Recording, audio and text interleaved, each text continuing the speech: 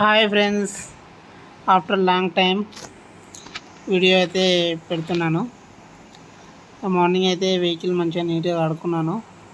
ఇదివరకు మన బండికి వీల్ కప్స్ ఉంటాయి కదా, అవంతా పాతగా అయిపోయి పగిలినాయి. సైడ్ల పొంటి తీసి అయితే పడేసిన.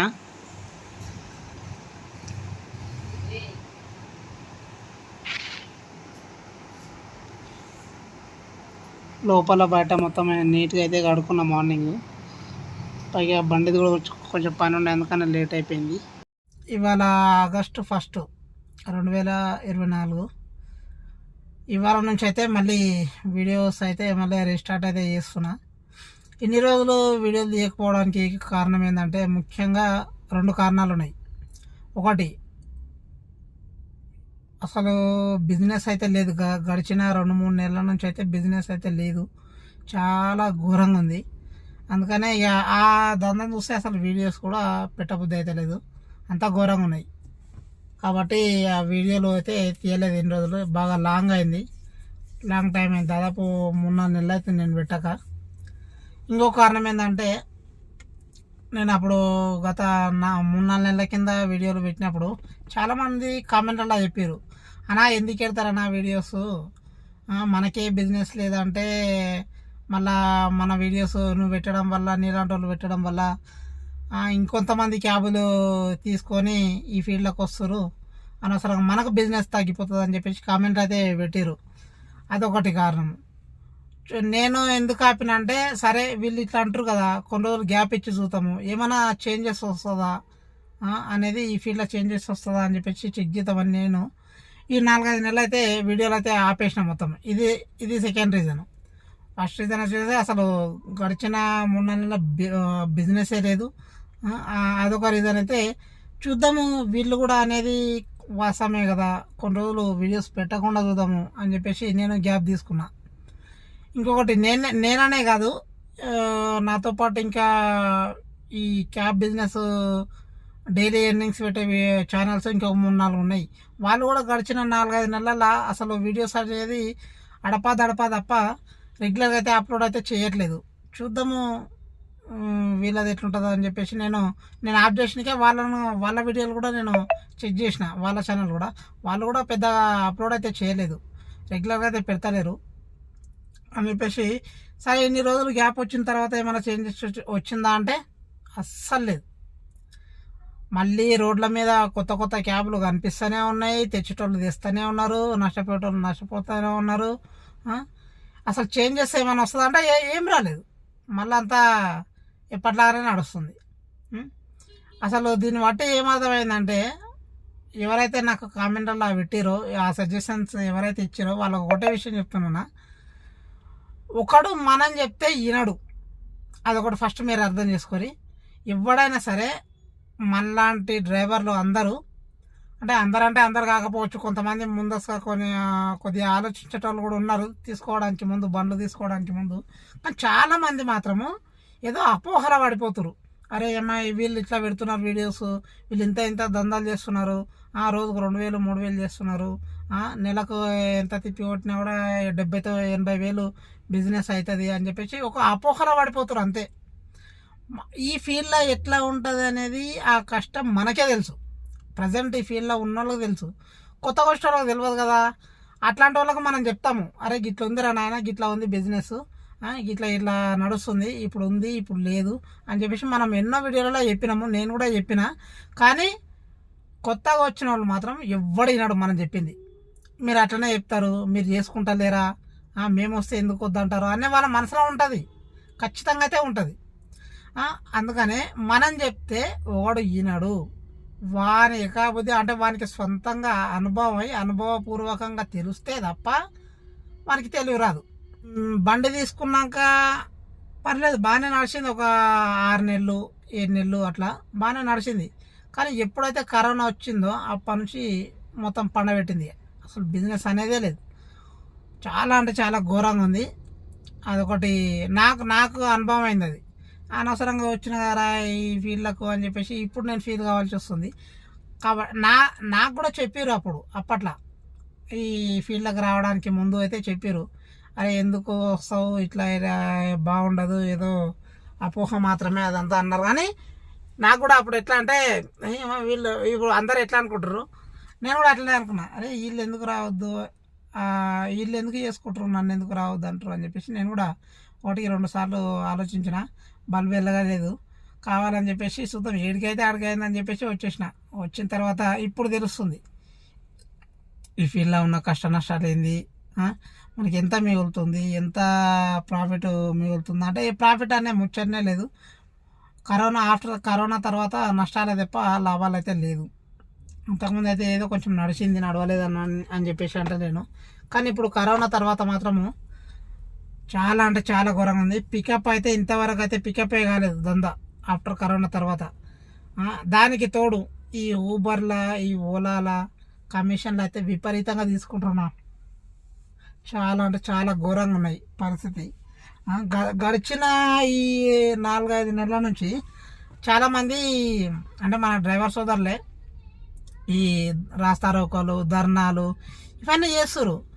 కేసీఆర్ గవర్నమెంట్ ఉన్నప్పటి నుంచి చెప్పుకుంటూనే వస్తారు. ఇంతవరకు ఎలాంటి మన ప్రాబ్లంకి ఒక సొల్యూషన్ అంటూ ఇప్పటివరకు అయితే దొరకలేదు.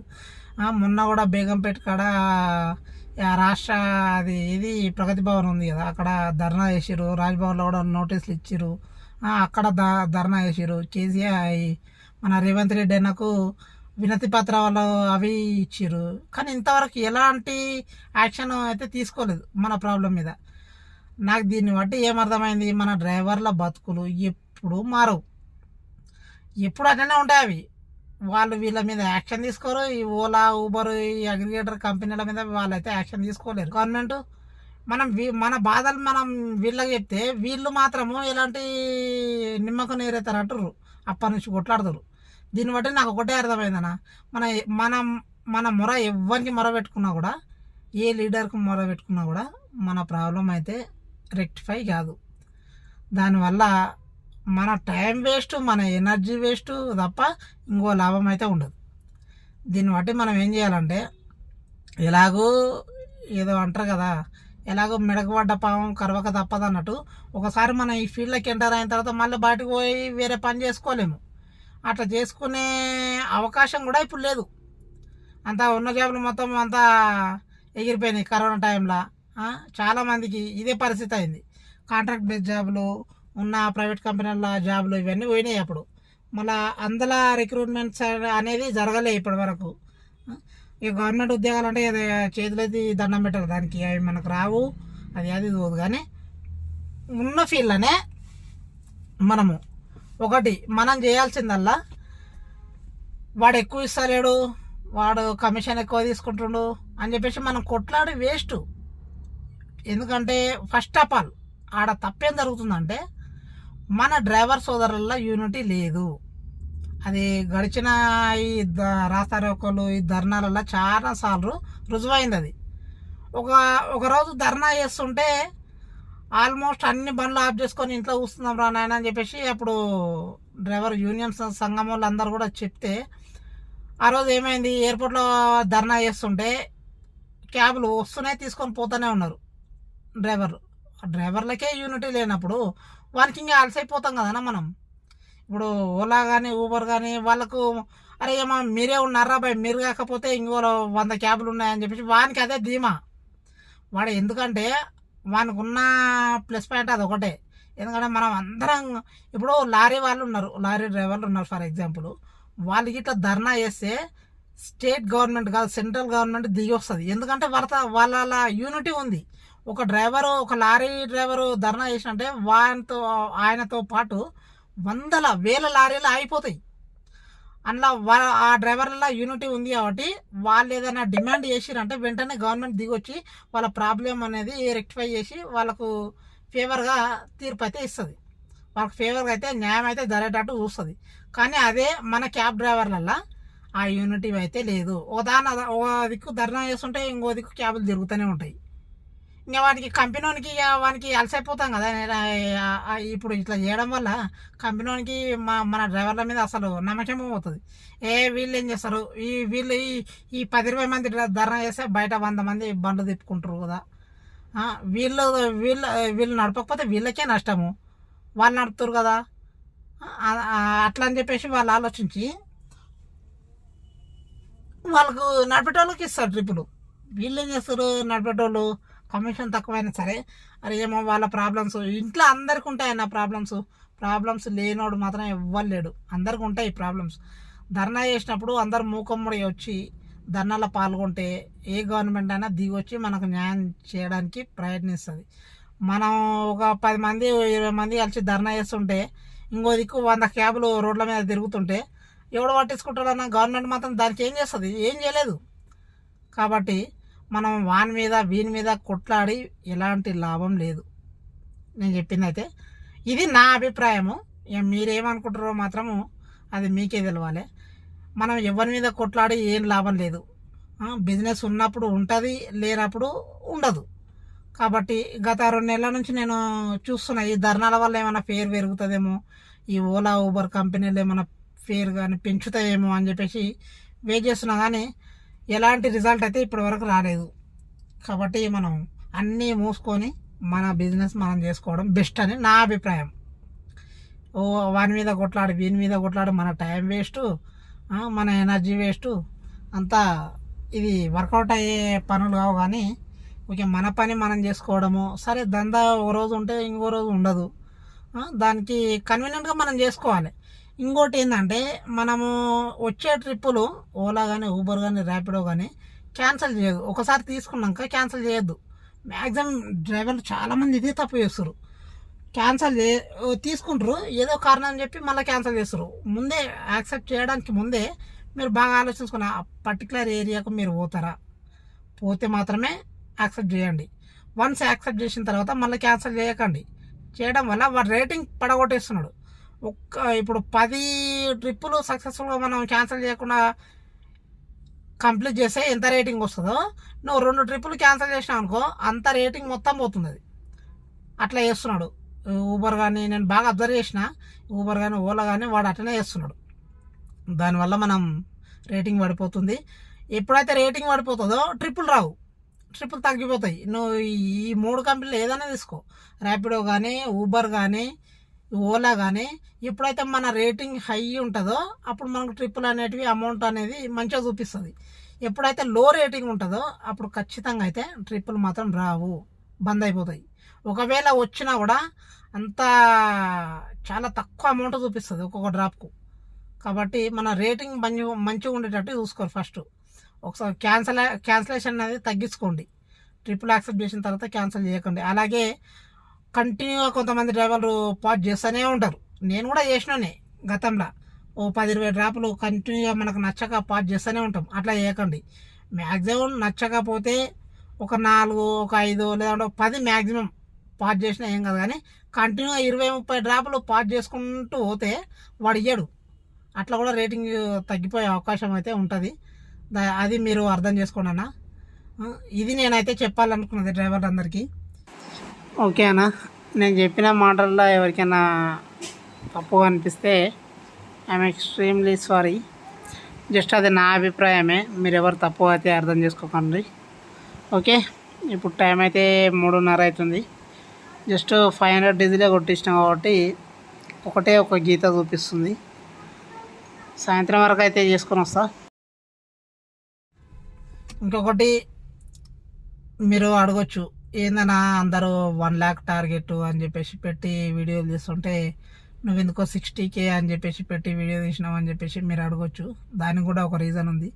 ఎందుకంటే ఇప్పుడు చాలామంది అంటే మన యూట్యూబ్లో వీడియోలు చేసే ఎర్నింగ్స్ వీడియో చేసే వాళ్ళే 1 lakh టార్గెట్ అని పెడతారు, కానీ 1 lakh అయితే అవుతలేదు వాళ్ళకు. అదే నాకు అర్థమవుతుంది.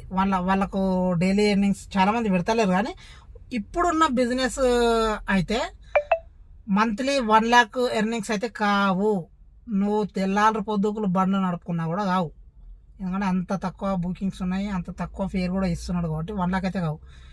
అందుకని నేను ఫస్ట్ 60K అంటే 60,000 నుంచి స్టార్ట్ చేసి చూద్దాం. ముందల ఫ్యూచర్లో ఇంకొక 3-4 నెలలు అయిన తర్వాత బిజినెస్ పెరిగితే అప్పుడు 1 lakh టార్గెట్ పెట్టి అప్పుడు వీడియోలు చేద్దాం. ప్రస్తుతానికి అయితే 60K అని చెప్పేసి పెట్టి నేను ఇలా డే 1 August 1 ఇయర్ నుంచి అయితే మొదలు పెడుతున్నా.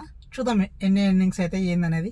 ఇలా బండి పని ఉంది అని చెప్పేసి నేను జర కొంచెం లేట్ తీస్తున్నా, మధ్యాహ్నం అయింది. చూద్దాం ఇవాళ మ్యాక్సిమం నైట్ 8-9 గంటల వరకు అట్లా వేసుకొని వద్దాము. ఇవాళ అయితే స్టార్ట్ చేస్తున్నాం మళ్ళీ వీడియోస్. చూద్దాం ఈ మంత్ ఎండింగ్ అయ్యే వరకు మన టార్గెట్ రీచ్ అవుతామా లేదా అనేది చూద్దాం. వెహికల్ తీసిన తర్వాత ఇప్పుడు టైం అయితే 10 అవుతుంది. 65 కిలోమీటర్లు తిరిగింది. బిల్లు వచ్చేసి 970 రూపాయలు అయింది. ఓన్లీ ర్యాపిడో కొట్టేసిన, ఊబర్లో అయితే పడలేదు. 970 రూపీస్ బిల్. ఎంత 65 కిలోమీటర్స్. ఇవాళ చాలా తక్కువ, ఎందుకంటే మనమే లేట్ అయితే తీసాం. 4 గంటలకు అయితే ఫస్ట్ డ్రాప్ వచ్చింది నాకు. ఓకే, రేపు మార్నింగ్ అయితే మళ్ళీ ఫ్రెష్గా స్టార్ట్ చేద్దాం.